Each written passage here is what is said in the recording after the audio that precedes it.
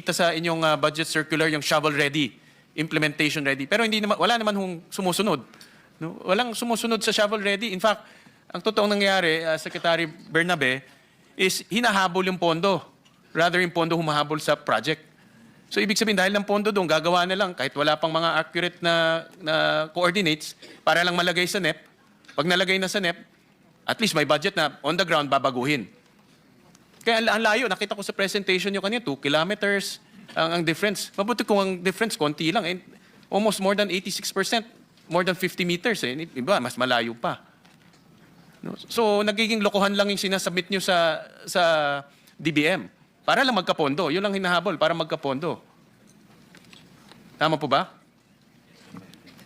Mr. Chair, perhaps po sa iba pong mga items, posible po na ganyan po ang nangyayari I think po. tama yun kasi yun rin yung nasa affidavit ni Yusek Bernardo na binasa ko ulit na mayroong pondo, tapos pinasa-submit yung mga RD para punuan yung pondo, yung listahan. So ibig sabihin, hinahabol yung pondo No, hindi yung project ang hinahabol ng pondo. Long and short, contractor friendly. Parang tama ko kayo, Chairman. No? Kasi may kausap ng contractor rin po yung mga quote-unquote proponent. No, my point of the matter, Yusek Bernabe, is padating na ulit 2020, actually, ang bilis nga, padating na yung 2027 budget. And we cannot, hindi natin pwedeng gawin yung ginawa natin noong 2026 na naglilinis tayo. Kaya na-delay ho yung budget because sa paglilinis ng project. So dapat ngayon pa lang, maayos na yung submission to DBM para pag-submit sa amin, maayos na rin. No, that's the point I'm trying to make. I agree, Mr. Chair. We agree totally, and we will ensure that the coordinates and the plans are verified by the RDs, by the DEs, para po may accountability when they submit plans that are not implementable or later on babaguhin or yun nga po yung nabanggit yung nagawa-gawa lang po. Yeah. And mind you, Senator Win, pardon my intervention again.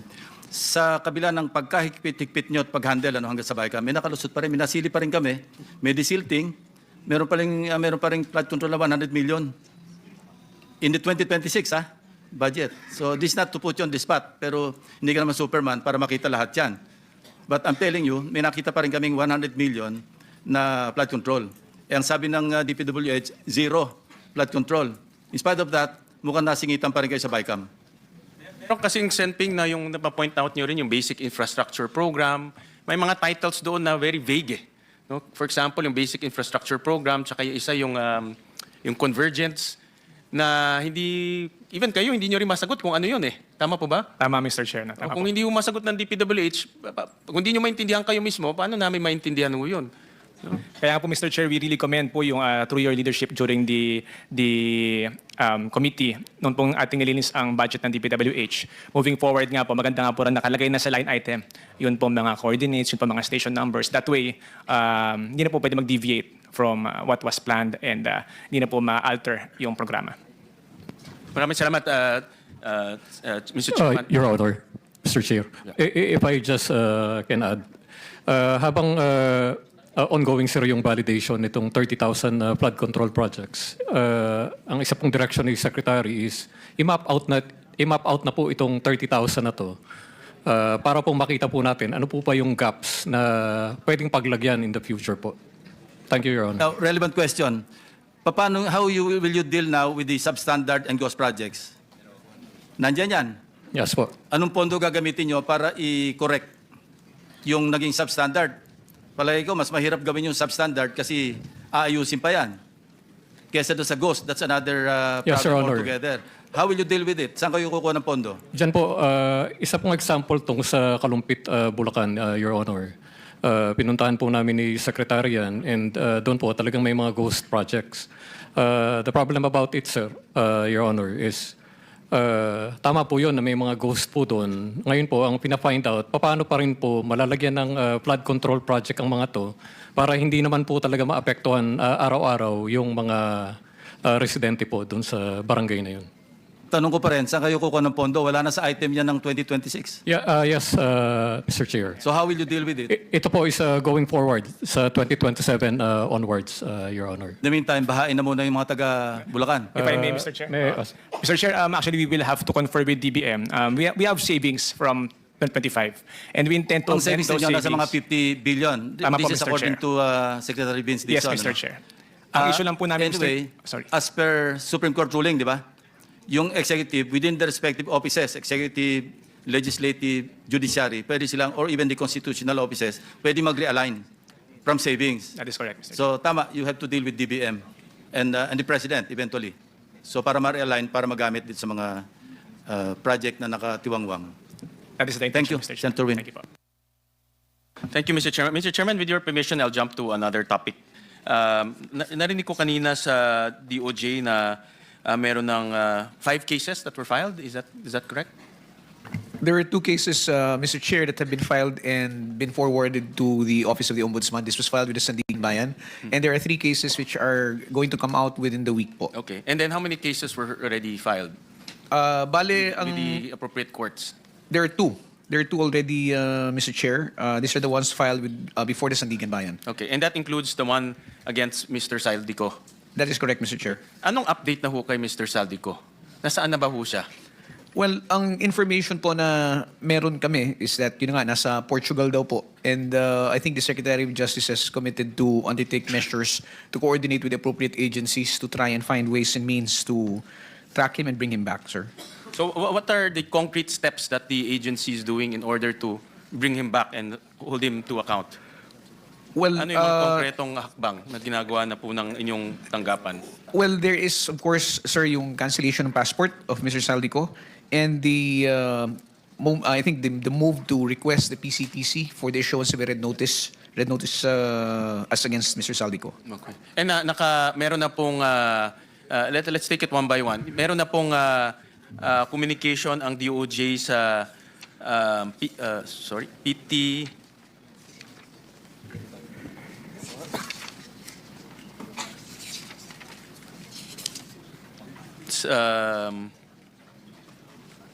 is it the PCTC, tama? The Philippine Center for Transnational Crime. Is it the DOJ who will... It will be I believe, Mr. Chair, it will be the Office of the Ombudsman that will be making the coordination. As far as the cancellation of the passport, it will be done as soon as the case is raffled already to the appropriate division. Na-cancel na ba ho yung passport? Ang unang tanong. Ay, hindi po. Ang passport po kasi pwede lang hilingin yung pag-cancel niya kapag halimbawa pong na-file na sa korte at nakapag-issue na po ng warrant of arrest ng husgado. Diba ho mayroon ng na-file na case sa Sandigan?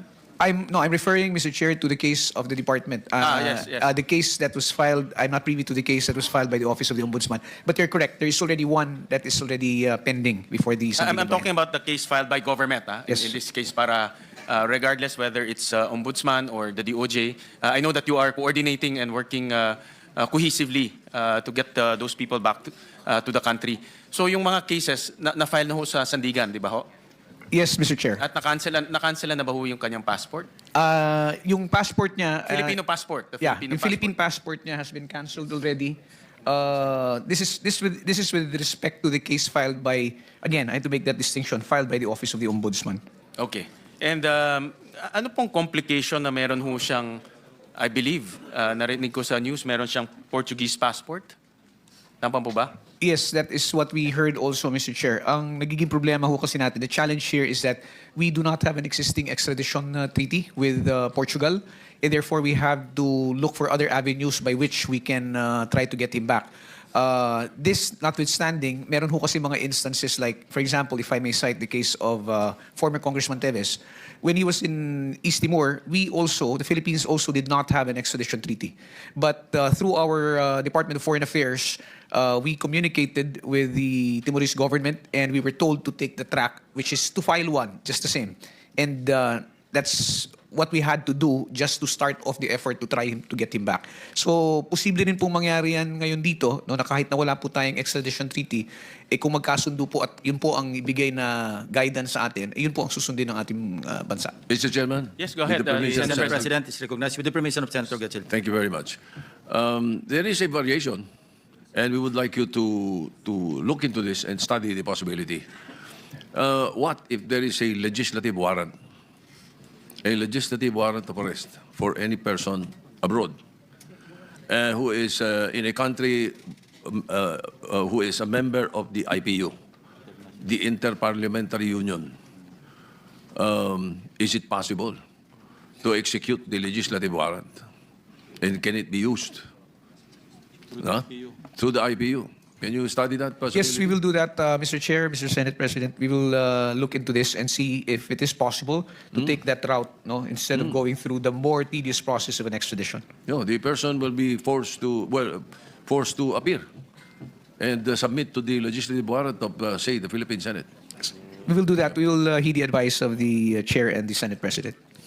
In fact, that was the move that the government undertook in the case of Ms. Alice Go. Si Senator Risa is very familiar with that. In fact, Senator Risa was the chair of that committee when she issued the warrant. Yun ang ginamit ng Indonesian government through their Interpol to bring her back to the country. Nagamit ho yun. No, so, but ang importante ho, merong notice na sa Interpol. Meron ng hakbang tayong ginawa. Meron na ba hong ganun na ginawa ho tayo sa Meron na Philippine po. Center for Transnational Crime? Yes, Mr. Chair, the coordination was done and the request was made by the National Bureau of Investigation Okay. to the PCTC. Meron na bang na-issue mga red notice or the other notices? Wala pa po kaming, I do not have that information right now, Mr. Chair, but I can verify that with the NBI as soon as after the I hearing. won't go into the details no, because Opo. of the sensitivity of the case. Pero ang gusto ko lang humalaman, meron na tayong hakbang na ginawa para ma-alerto na po ang Interpol at gumalaw na rin po ang Interpol sa iba't ibang parte. We don't know actually kung nasaan siya, no? Iba't ibang parte ng mundo. Meron na po tayong hakbang na ginagawa. Ang hindi ko pa lang po alam kung ano na po ang naging tugon ng PCTC and up to what extent no action has been taken to try and implement the red notice. So we will verify that with the NBI and the PCTC, Mr. Chair. All right. Thank you. Thank you. Mr. Chairman, if I don't know if I have more. Mr. Chair, Secretary Rolly, Yes, Secretary Toledo. yes, we just received message from our colleagues from the DepDep, okay, as far as the RDC process, Mr. Chair, that they have already the regional plans, which is 3 years already, and the RDC budget hearings will happen February to March. So that's as far as inconsistent with our budget call calendar, Mr. Chair. Thank you for the information, Secretary. Thank you, Mr. Chairman. I believe I still have 3 minutes. This is my last question, Mr. Chair, and gusto ko ma-take advantage po yung presence ni former Secretary Bonoan na nandito. Secretary Bonoan, nabasa niyo na po itong affidavit ni Yusek Bernardo? No, Your Honor, I have not. Hindi niyo ho nabasa ito, pero this was furnished to us during one of the hearings ng Blue Ribbon at na-implicate kayo dito many, many times. No? And let me just read. On page 18, sometime in 2022, Secretary Bonoan directed me to submit a list of projects for possible inclusion in the NEP for fiscal year 2023 worth around 450 million. And in the same page, Engineer Alcantara gave 10% of the value of the projects. In page 19, similarly, on 2023, Secretary Bonoan directed me to submit a list of projects for possible inclusion in the NEP for fiscal year 2024 worth around 150 million. Engineer Alcantara gave 15% of the value of the projects. In page 19, in the year 2024, Secretary Bonoan also directed me to submit a list of projects for possible inclusion in the NEP for fiscal year 2021, 900 million.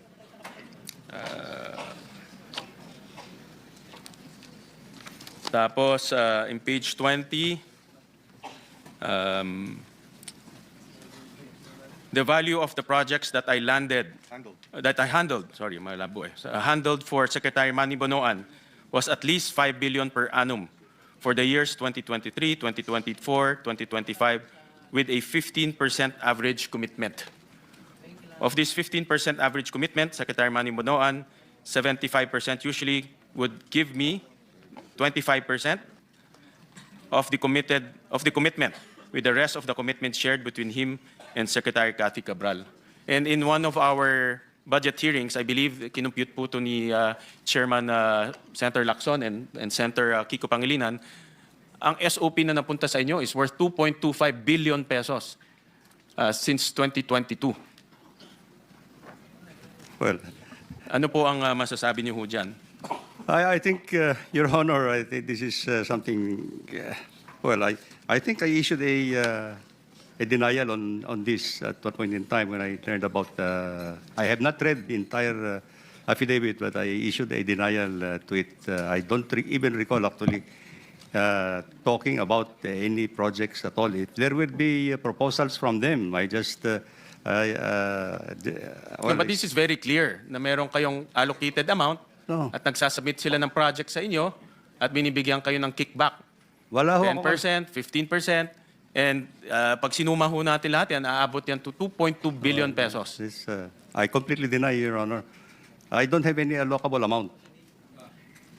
Mamaya, pagsasalita namin si Congressman Leandro Libiste. Opo. And I think he will negate what you just stated, na wala kayong allocable. Kung hindi man allocable, baka non-allocable. Pero meron. Anyway, sige. But Mr. Chairman, whether allocable, non-allocable, nakakuha kayo ng kickback. Wala po. And the fact is, nandito tayo ngayon dito sa hearing because for the last 4 years, pinabayaan yung nangyayari ito under your watch. You're the Secretary of For the 3 years, Your DPWH. Honor. O 3 years, 2 years, 3 years. Secretary kayo ng DPWH. May mga ghost projects. May 20-25% nangyayari sa ilalim po ng inyong opisina. Kaya ako ho, personally, ako naniniwala po ako dito eh. Paano ho isang secretary palalampasin nyo itong nangyayari sa atin? Kaya ho tayo nandito sa ganitong sitwasyon ngayon eh. Your Honor, as Secretary of the Department, I have general oversight. I have general oversight of all the implementation. Pero kung kasali ho kayo dito sa mga kickback, yung oversight na yan, walang kwenta ho yan. And this is what I deny, Your Honor. Ano nyo, hindi ko ho makita. Sa Bulacan, sa Davao Oriental, may ghost project. Lahat ng kasama nyo, alam, in 2025, na kickback na nangyari. Kayo lang hindi nakakaalam eh. Your Honor, I was the one actually who reported to the President where the ghost projects are in 2025. Nung pumutok na ho to, nung nag-privilege speech na Senator Lacson dito Hindi sa po. Senado. But throughout the years na pumupunta ho kayo dito, wala naman kaming naririnig na may problema. Kasi in my opinion, kasali ho kayo dito. But anyways, Mr. Chairman, I'm just echoing my frustration as a Filipino, Mr. President. Nakaka-frustrate, no? Na nandito tayo ngayon, pinakikinggan natin to. Dapat ang pinakikinggan ho natin kung paano po umunlad yung bansa ho natin. Pero dahil po sa inyong masamang liderato, nandito tayo ngayon. Inaayos ho natin. Hinahanap po natin sino yung mga kriminal. Hindi pa ho natin mahanap dahil nasa Portugal na nagtatago. Bakit niyo ho pinabayaan? Yun ang aking sentimento. But wag na ho kayong sumagot. I don't expect you to admit that, but I'm just airing out my frustration, Mr. Chairman. Thank you. Maraming salamat po. I just want to take exception kasi sinabi nyo, ang trabaho nyo as DPWH Secretary, oversight. I cannot accept that because hands-on kayo, secretary kayo. I cannot imagine Secretary Dizon exercising oversight function over his own department. So kindly correct that because that is not correct. Your Honor, what I'm saying is actually as Secretary, I exercise overall supervision, authority, Not oversight. and oversight. Because I also rely Sabi nyo on my kanina, people. in-impress nyo, oversight lang kayo. But I Mr. also Chairman, rely- as Secretary, you exercise control. I Control. You have control over the department. Yes, Your All the Honor. way to the last janitor. Yes, Your Honor, but I also rely on my people under me to cooperate, to do the job that they Secretary, are 3 years, supposed to do. 365 days, nandoon kayo. Wala kayo naririnig 25%, 20%. Eh kami naririnig na ho namin yun, pumuputok na ho siya. Anyways, again, I'm just airing out my frustration as a Filipino. Talagang, alam niyo ho, Chairman, talagang frustrated rin. Kasama ko yung mga ibang mga kababayan natin. Napakasama ng loob sa mga nangyayari. At imagine ito, nangyari ito sa ilalim po ng liderato ho ninyo. No? Tinuturo nyo mga subalterns ninyo, mga subordinates. Are you thinking ahead? You're planning to invoke the Arias Doctrine? Mabuti nandito yung DOJ. Mukhang anticipate nyo na kung ano yung defense ni Secretary Secretary Bonoan. Mag-i-invoke yan ng Arias Doctrine. Your Honor, what I'm just trying to say is actually, in the hierarchy of the department, of course, I exercise overall supervision, no? But I have also undersecretaries under me, assistant secretaries, regional directors, and Ang point ko, district Mr. Secretary, parang you're thinking ahead. Kung sakaling nasa korte na, yun ang i-invoke ninyo. Anyway, are you done? So, Senator Pangilinan is next. Thank you, Mr. Chairman. Itutuloy ko lang, no? Well, just for the record, under our Philippine jurisprudence, a general denial is actually very weak in the face of specific allegations. So, yung general denial ninyo, baka kailangan nyo ng mas mahusay na abogado, former Secretary Bonoan, because it will not hold water. But anyway, having said that, we would also like to raise some questions on the testimony of the affidavit of former Yusek Bernardo. So, based on this denial of the good secretary, Mr. Bernardo, you continue to stand by your affidavit. Is that right? Yes po, Mr. Chair. Would you like to add? Because obviously, it's his word against yours. Mr. Chair, I have already signed my affidavit, so I affirm and I will stand by it po. Okay, thank you. I go now to your testimony, Mr. Bonoan, with respect to Mr. former Yusek Olivar. You have Excuse Mr. me, Your Honor. Me? Yes. Sorry, Bernardo. Mr. Bernardo's testimony, where he identified Trigiv Olivar of the DepEd. Sometime in 2024, Olivar personally called me for meeting to discuss about unprogrammed appropriations supposedly for the Office of the Executive Secretary. Subsequently, I submitted this list to Yusek Olivar. Yusek Olivar told me that commitment is 15%. Boss, quote unquote, 15 yan. Thereafter, the DPWH received a special allotment release order for 2.85 billion. Engineer Alcantara would collect and deliver the agreed 15% commitment to me, meaning Bernardo, which I delivered or caused to be delivered to Yusek Olivar in Magallanes, Makati. Would you care to comment, Mr. Olivar, as to the allegations that have been put forth against you? Yes, Mr. Chair, Your Honor. Ako po, I deny those allegations. Wala pong katotohanan, Mr. Chair, Your Honor. Lahat po from the communication to nag-deliver to kay ES daw po, na wala naman po akong personality kay Executive Secretary.